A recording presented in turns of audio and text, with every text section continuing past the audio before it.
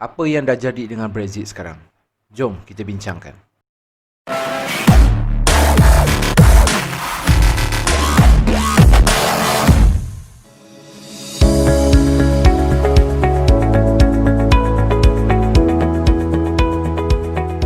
Ya, Assalamualaikum dan selamat sejahtera semua. Video kali ini kita akan bincangkan tentang apa yang dah jadi pada progres Brexit sekarang. Tema pasaran untuk beberapa minggu ini akan bertumpu kepada progres Brexit dan apa penyelesaiannya pada 31 Disember 2020 nanti. Mungkin ada di antara anda yang tidak berapa jelas dengan apa itu Brexit sebelum ini. Mungkin ada yang hanya tahu Brexit ini bermaksud UK telah keluar dari EU saja. Jadi, saya akan menceritakan secara rumus dan padat supaya anda tahu apa kesan Brexit ini kepada rakyat UK dan juga yang paling penting, kepada mata wang GBP terutamanya. Kita mulakan dengan apa itu Brexit. Sebelum kita nak tahu Brexit itu apa, kita kena kenal dulu European Union ni apa. European Union atau dikenali sebagai EU adalah kesatuan politik dan ekonomi yang terdiri dari 27 ahli dari negara yang terletak terutamanya di Eropah. 27 ni kita dah siap tolak dengan United Kingdom ya, di mana mereka secara rasminya telah meninggalkan EU pada 31 Januari 2020. Ibu negara EU ini adalah Brussels dan mata wang yang digunakan oleh ahli EU ini adalah Euro. Tetapi hanya 19 dari 27 negara saja yang gunakan mata wang Euro ini. Yang lain mereka masih gunakan mata wang negara mereka sendiri. EU ini dikawal selia oleh European Council dan European Commission. Bank pusat EU adalah European Central Bank yang sekarang diketuai oleh Christine Lagarde. Data sehingga kini menunjukkan terdapat lagi 5 buah negara yang bakal memasuki keahlian EU ini, iaitu Albania, Montenegro, North Macedonia, Serbia dan juga Turki. Kalau semua ini masuk, jumlah keahlian EU ini akan menjadi sebanyak 32 buah negara. Sekarang kita akan ceritakan apa itu Brexit. United Kingdom telah menjadi sebahagian daripada ahli negara EU ini sejak daripada 1973 lagi. Iaitu mereka sudah bersama selama 47 tahun. Pada 2013, Perdana Menteri UK iaitu Cameron ada menyatakan hasrat untuk keluar daripada EU ketika menjelang pilihan raya UK pada tahun 2013. So the next Conservative manifesto in 2015 will ask for a mandate from the British people for a Conservative government to negotiate a new settlement with our European partners in the next Parliament. It will be a relationship with the single market at its heart. And when we have negotiated that new settlement, we will give the British people a referendum with a very simple in or out choice. Kemudian UK telah mengadakan referendum pada 23 Jun 2016. Referendum ni dalam erti mudah dia adalah undian dari rakyat UK untuk memilih sama ada adakah UK patut keluar dari EU atau kekal bersama EU. Hasilnya majoriti rakyat UK memilih untuk meninggalkan EU di mana 52% memilih untuk meninggalkan EU dan 48% memilih untuk kekal menjadi anggota EU. Selepas itu, pada 29 Mac 2017, UK telah memulakan proses Brexit dengan menandatangani Artikel 50.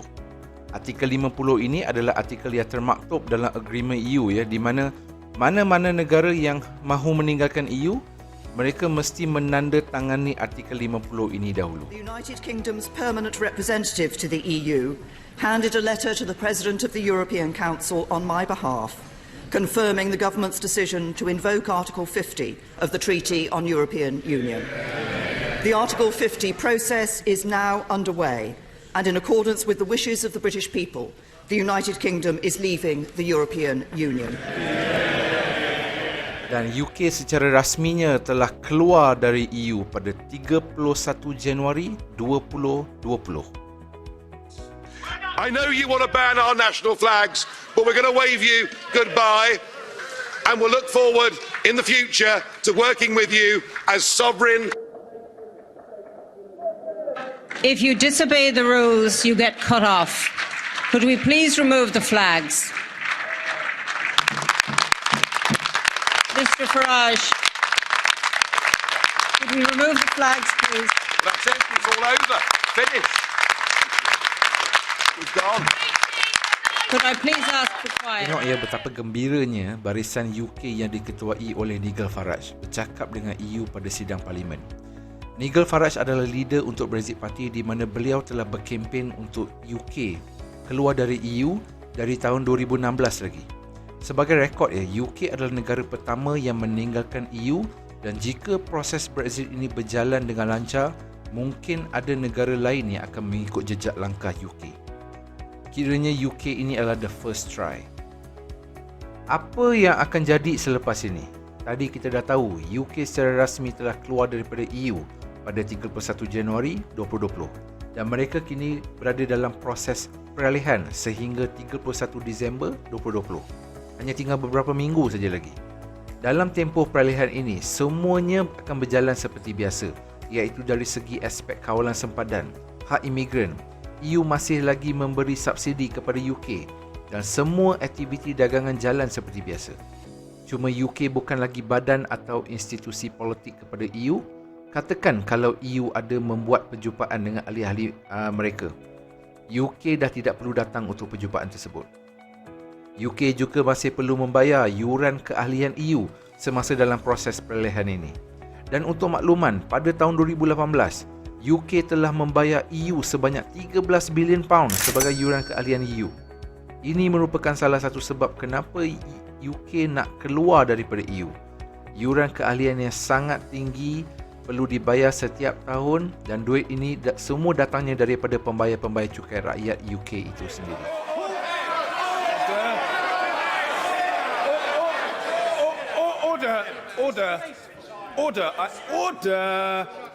Order. Jadi apa pilihan yang UK ada?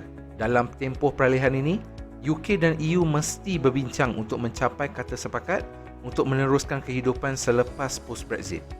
Ending dia ada senario iaitu sama ada soft Brexit, hard Brexit atau no deal. Kita akan bincangkan satu persatu sebab ini adalah elemen yang paling penting untuk mengetahui kesannya kepada mata wang GBP dan negara UK itu sendiri. Kita mulakan dengan senario no deal. Ini adalah senario yang paling teruk di mana UK akan meninggalkan EU tanpa sebarang kesepakatan. UK dan EU akan berurusan hanya menggunakan standard international trading rules yang diselia oleh World Trading Organization. Kedua-dua UK dan EU akan rugi. Undang-undang EU dan UK akan dipisahkan terus di mana EU akan mengikut undang-undang EU dan UK akan mengikut undang-undang mereka sendiri. Setiap sempadan UK dan EU akan dikenakan tarif dan pemeriksaan sempadan.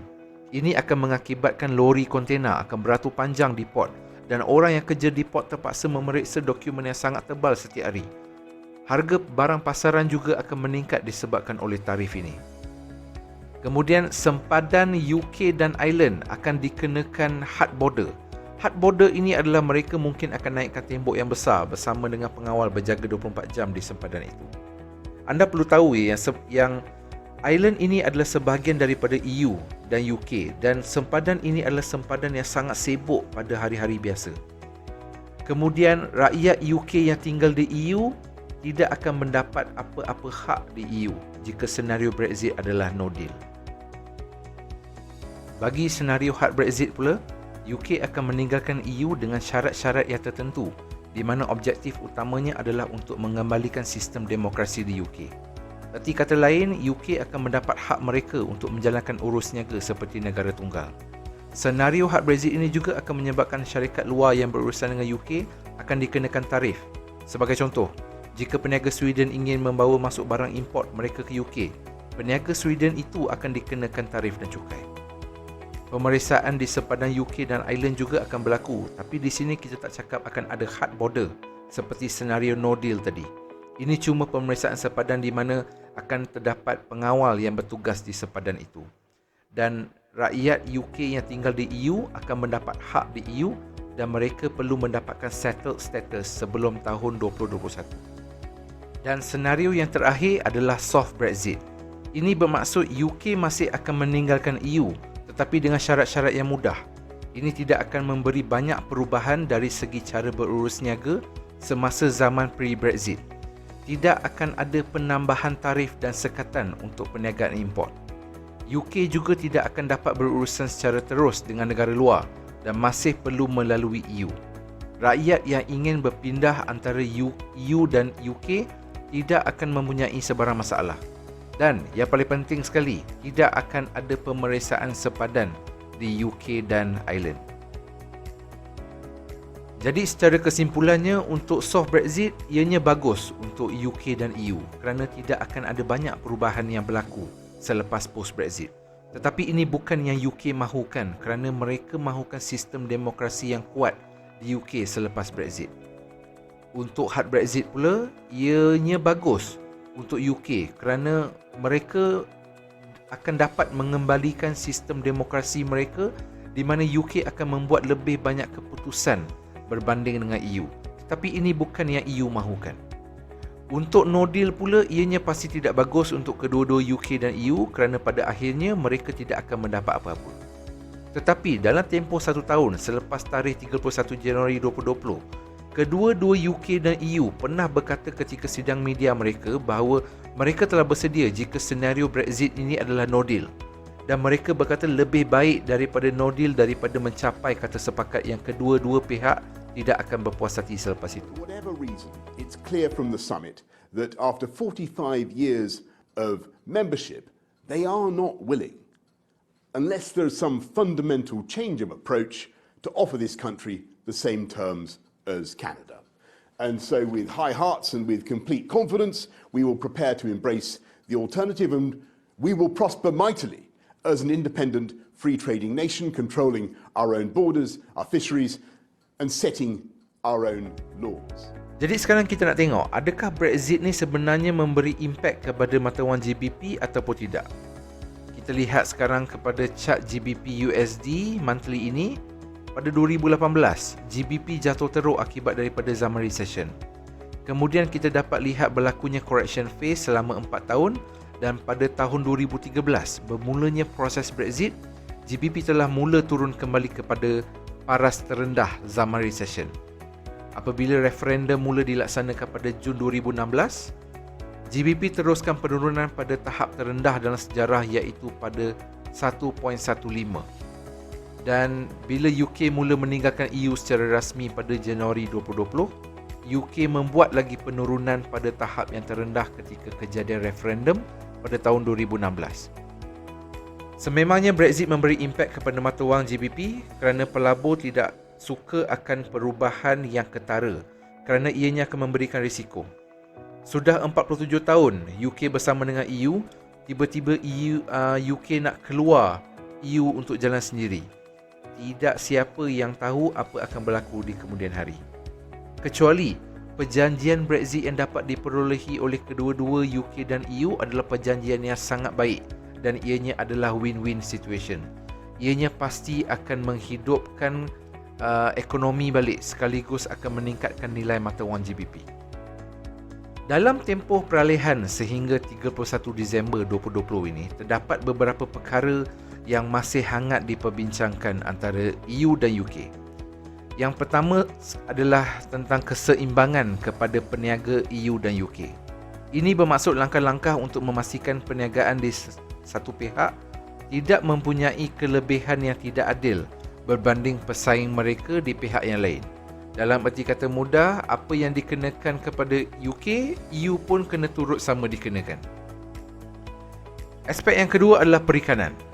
EU sedang berusaha untuk mendapatkan akses maksimum untuk bot-bot mereka untuk terus memancing di perairan UK.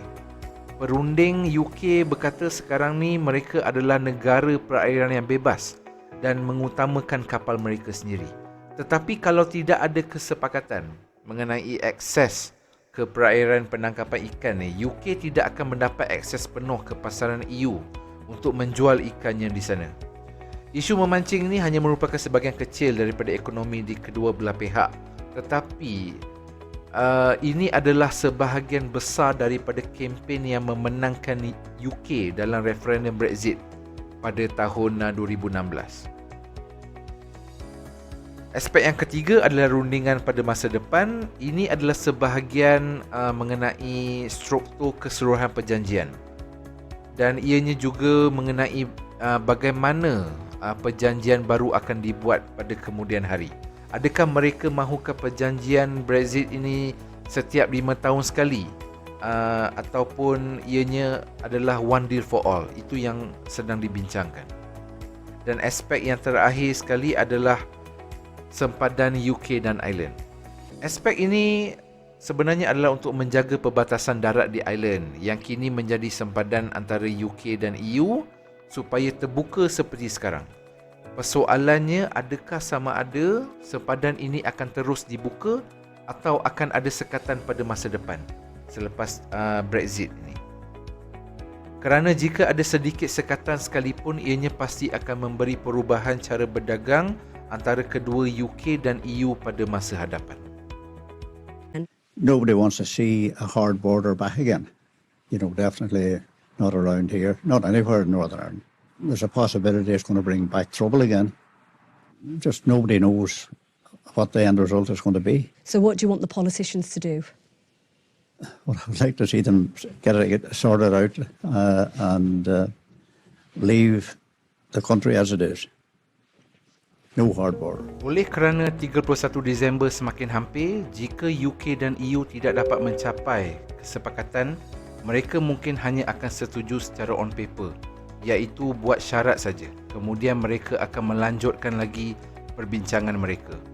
Update yang terbaru kita dapat lihat UK kata tiada lagi lanjutan untuk perjanjian dan kedua pihak perlu capai kesepakatan pada 31 Disember ini juga. Tapi jika kita lihat keadaan sebelum ini, hard deadline untuk perjanjian Brexit sepatutnya berlaku pada Jun 2020. Tetapi ianya dilanjutkan juga sehingga 31 Disember 2020. Jika anda memang nak trade GBP untuk masa ini, memang perlu sentiasa mengetahui tentang apa update yang terbaru untuk Brexit ini. Sebab mata wang GBP ini hanya sekarang bergerak atas dasar headlines. Headlines news bagus, GBP akan naik. Dan jika ada headline news yang kurang memberansangkan, GBP akan menjadi lemah. Kalau nak lagi bagus, boleh tinggalkan terus pair GBP ini sehingga keadaan Brexit ini nampak lebih jelas selepas 31 Disember nanti. Anda juga boleh tengok movie yang dilakonkan oleh Benedict Cumberbatch ni ya, yang berjudul Brexit The Uncivil War, di mana movie ini menceritakan tentang ahli strategi politik Dominic Cummings mengetuai kempen untuk meyakinkan pengundi UK untuk meninggalkan EU pada 2016. Cerita yang agak menarik di mana Dominic telah menggunakan strategi yang agak kontroversial untuk meyakinkan pengundi UK supaya mengundi untuk meninggalkan EU pada referendum 2016. Ya, itu sahaja perkongsian untuk Brexit dari tim saya kali ini. Dan semoga anda mendapat sedikit ilmu baru ya tentang Brexit dan dapat membantu anda untuk membuat keputusan trading dengan lebih baik dengan ilmu baru ini.